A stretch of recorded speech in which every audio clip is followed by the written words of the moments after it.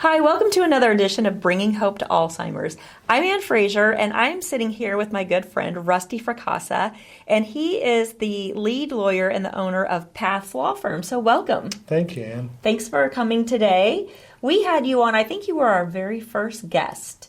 You did us the honors of being our very first guest on the podcast, which was over a year ago. Oh, can't believe it's been that long. I know. So let's talk for a moment a little bit about at Paths Law Firm, we met and you guys have named Night of Hope kind of your charity of choice for Paths Law Firm. Talk to our audience a little bit about that, how we met and why you chose to do that.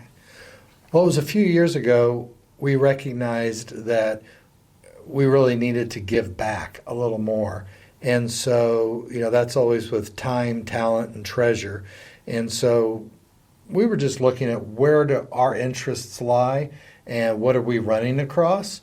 And at the time, it happened to be Night of Hope came along, and we looked at, okay, what's the purpose? It was really nice because it was a newer organization that could really use an influx of time, talent, and treasure. And so we were very happy just to be able to get involved with a purpose that had, or an organization that had just a very good purpose that we could relate to and that we could play a part in. So Night of Hope was top on the list. Yeah. And you've been one of our top sponsors of the gala the last couple of years, or last year and then this year coming up for our fourth gala. And tell everybody a little bit about the gala and what benefit you think that plays in our community. Well, I guess the two big ones I think of off the top of my head is education, and the other, of course, would be the funds that become available to provide services that are necessary. I think a lot of people, they hear about not just Alzheimer's, but any cognitive decline. And I suppose it's like a lot of things in life, it's something that may come later, and I'll worry about it when it does.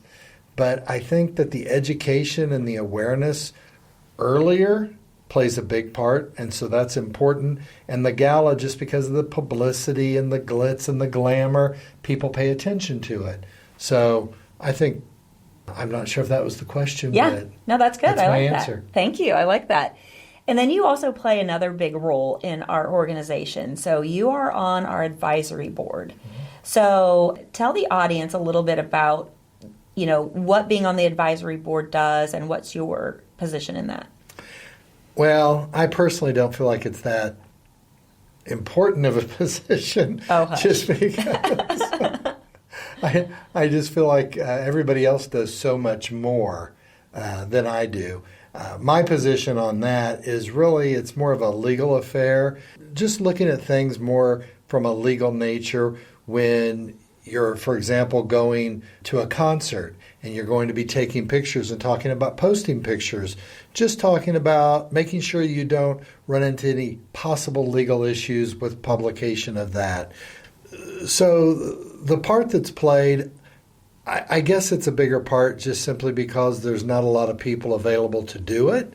But I know that when I see the people that I personally know that are involved, and then when I run across you and the other advisors, I just think about, I can witness how much you guys do.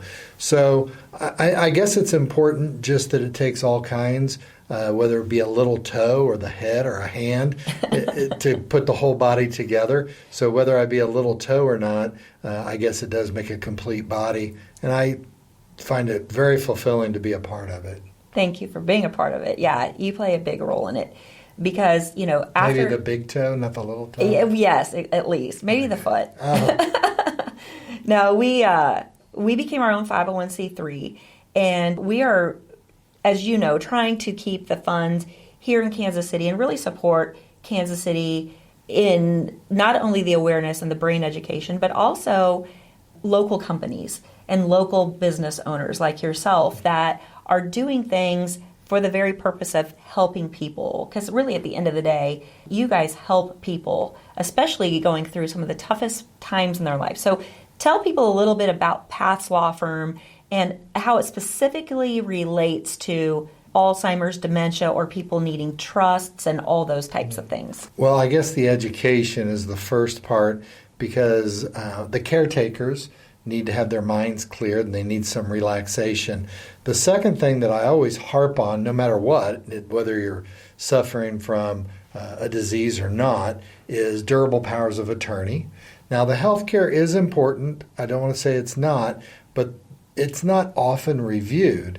And it's more typically there for just comfort. But a very important document to have is a general power of attorney. That's because that's going to be reviewed by everybody, and it's going to be used meticulously throughout the process. And if they haven't done, your parents or whoever you're caring for hasn't done anything before this, if you have a power of attorney, a good one, then that will enable you to put the affairs in order. And those affairs are pretty important. I had several just last week where the number one thing that to understand from reading and listening to people is that women's number one priority in life is security. Yes. And what happens is and oftentimes that husband has stayed in the home far beyond when anybody would recommend because of the fear of security, losing that security. And so that's one of the things that we're able to do is to provide that spouse security. We can come in and say, for example, when it's a spouse, pretty much every time, we can secure all of the assets. So now they don't think that half or more than half are going to go, as they say, to the nursing home. So that's a big one. I also look at any children that are needing help. There's a lot of people who have special needs children or people that have their other struggles. And so I really like to protect the people. I think it's 95% of lawyers that go into law, the number one reason they do it is to help other people. And so when I have an elderly wife that's been married 60 years, that has cared for her husband, long past physically advisable, and I understand totally the guilt that is involved at such a time of life, such a difficult time of life, then to me, that's why I do it as a father and a husband and a grandfather and a great-grandfather. Just kind of we're built to come together as a team and to protect people. And that's what I see our job. So number one, knowledge is important. Number two, general powers of attorney are important. And then number three, planning on how to protect the assets. I have people recently, several questions that they say, well, how are you going to do that? When I tell them what we can end up doing to protect assets. And I said, well, honestly, it's just a matter of knowing what the law says. And so if you want to go read the statutes and the cases and figure out the scenario, then you can. But that's really what it is. Okay. Very good. Very good. So what percentage of people that come to you typically have a loved one that has, or they've been with you for a long time and the loved one develops Alzheimer's or dementia? What can you just give us a rough estimate of what that is? Oh, I assume you're talking about returning clients? Well, so somebody comes and they get power of attorney or they do a trust early on. They have no, ailments, nothing. But then they'll contact you and they say, oh, guess what? Roger or Betty or whoever now has been diagnosed with dementia, and they might ask your opinion on that. Oh, that's real common. And I pay attention to that because oftentimes on the power of attorney, for example, the spouses will list each other first. Right. And so one of the first things people often think about is we need to get our stuff updated because my wife or my husband isn't going to be available for me. I don't know about a percentage, but it's prevalent. Mm-hmm. Yeah, we're an elder law firm, so we're not dealing with a lot of 20, 30, 40-year-olds. Right. Our average client's 80. So oftentimes we're seeing people when it's very early in the process to where you still want to list your spouse because it's pretty disrespectful not to. Sure. But they'll be coming back in 1, 2, or 3 years. That's pretty prevalent. I never really thought about it, but now that you get me to it, it's like, oh no, the thoughts come flooding back. Right. No, that happens often. Right. So like Mark and I, we're in our 50s. And so, what is the age that most people will want to get like a trust or power of attorney or those types of things? What would you say would be the ideal age? Well, last week I had 3 clients that had stroke, ataxia, and MS. They were all 3 younger than me. They were all 3 headed to the nursing home. Oh, my goodness. So, for example, when people go by me at church on Sunday and they say, hey, I need to come and see you to have a will done, when should I come? I always say, well, before you die. So it's kind of the same in this case. You need to see me before you need it. Which, not knowing when that is, of course, it would be now, would be the answer to that. Yeah. Okay. I mean, how could I say otherwise when Right. When a We're not promised 56-year-old tomorrow. No. Right. 56-year-old had a stroke. Absolutely no other health issues. No medications, nothing. So yeah, the guy with ataxia, it's just once you get that diagnosis, it went pretty fast after that. Mainly because it's like with most dementia cases, it's only diagnosed years after you really have been suffering. Right, because we know, because we've talked about this to our audience, but it takes typically 15 to 25 years for Alzheimer's to become full-blown Alzheimer's. But there's a lot of hints along the way, and that's kind of what Night of Hope we're about, right? We're wanting to talk to those 30, 40, 50, 60-year-olds and give them that information because these little things will be passed off as, oh, I'm just stressed. Oh, I'm just really tired. Oh, I'm, not sleeping well. My hormones are off, whatever. And they'll justify it away. And where those are all things those are little red flags saying, something's going on. I think that's maybe why we really understand what you're doing because I often say I can't make it perfect. I can just make it better.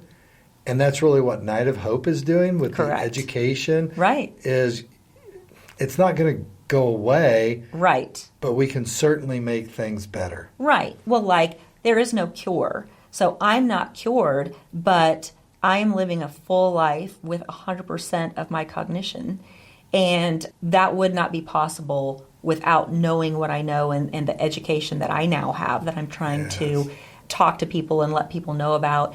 I feel like, through the podcast, through speaking engagements, through our cognitive testing at no cost to the participant, there's lots of things we're doing to try to get the word out that there is hope. And at the end of the day, hope is a wonderful thing that we did not have when my parents were diagnosed.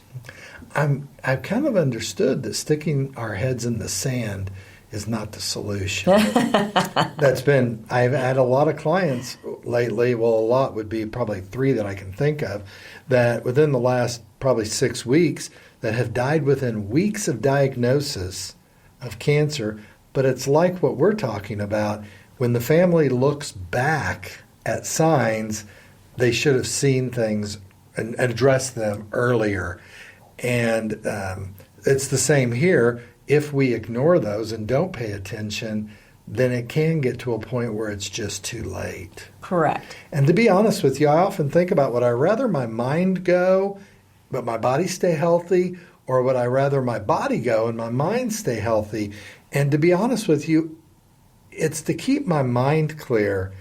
And the biggest reason, and you know my family and where my heart lies with that, but it's because from what I've witnessed in my experience, the burden, when your mind goes, the burden is on the family. It is. And it's I always say all diseases, there's not a great one. I mean, they're all horrible and terrible. We're just shining light on this particular disease, but I can speak from great experience with all of my family members, aunts, uncles, my grandparents, all except one grandparent. I had my paternal grandmother lived to be 102 with all of her faculties. She was sharp as a tack. But I have a cousin and myself. So there's a long kind of history there on both sides of my family. But the biggest thing is when I started noticing issues, I was highly in tune to it, right? Yeah. And where a lot of people maybe would not be, again, by justifying things away. And so anyway, but yeah, it's important for people to start thinking about, I think as a society, we're all being a little bit more in tune with our health and trying to do things more naturally. There is always a place for potentially needing to be on some form of medication, but if you can do things as naturally as possible, I think that pays dividends because there's a lot of side effects sometimes with medications. And so, yeah, and that's kind of what we're all about is that, I'm living proof of it, and I still have yet, Rusty. I still have yet. I'm working with families. I'm doing kind of some coaching, so to speak, or mentoring to families when a 45-year-old is diagnosed with Alzheimer's and heard me on the radio and was bawling because she's experiencing all of the things that I talked about, and went and got tested at full-blown Alzheimer's at 45, and got in touch with me through the radio station, asked if that she could call me, of course, and she is now seeing a doctor, and they're doing all the things. She's kind of in the weeds, but she's starting to see progression every day, every week, and that is why we're doing what we're doing. Right. If that's the only one, was it not worth it? It was absolutely worth it. But now if we could add others, and we are, yeah. Hey, we're going to take a quick break, and we're going to return back to the podcast in just a moment. But we wanted to do a quick infomercial, and we wanted to tell you that we are looking for sponsors for our podcast. So if you or anyone you know have been affected by Alzheimer's and you're loving our podcast, then we would absolutely love to talk to you. You know, we're based here out of Kansas City, but we have listeners all over the United States and, in fact, all over the world, which is really fun and exciting to see where people tune in from. So France, Australia, all kinds of different places. And that's really, really cool to see our reach go so far. And we are hoping to take our podcast to 2 days a week. So in order to do that, we are looking for some podcast sponsors. So if you or anyone you know would love to have an infomercial about your wonderful company, we would love to spotlight you. And so please reach out to us and email us at info@thenightofhope.com, and we will reach out to you and we can talk about all the different levels that we have. You can sponsor for 1 month, 3 months, or a year. We'd love to talk to you about that. So thanks so much. And again, reach out to us by emailing us at info@thenightofhope.com. Thanks so much. Now we'll return back to the podcast. So that's what I'm saying is it's getting earlier and earlier. And I think I mentioned my last podcast, but there's two women. So, I know a lot of people in the senior industry, right? Just a few. Yes, just a few. And there were two people that were admitted into a memory care unit in their 40s.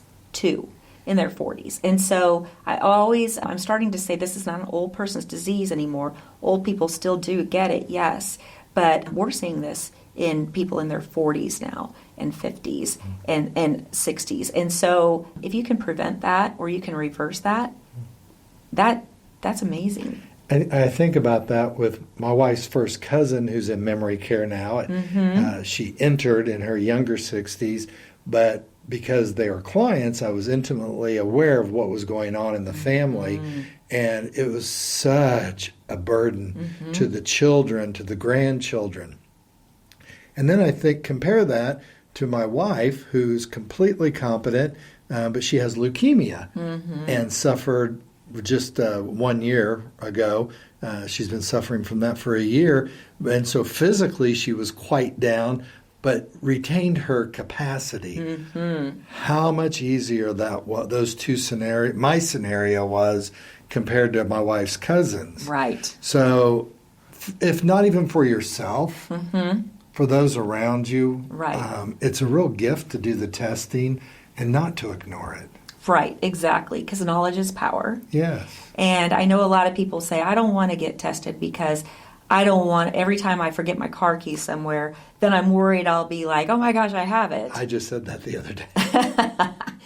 But that's not necessarily true. And the fact of finding out if you have the gene, for instance, or doing the testing and finding out if you've tested lower than 100%, that you can tackle it, you can attack it, and start making some small changes and see if that's what needs to happen to fix it. Yeah. And I think that's a far more proactive, because I always say that there's a lot of charities for Alzheimer's that are about dealing with the disease, and we definitely need help with that.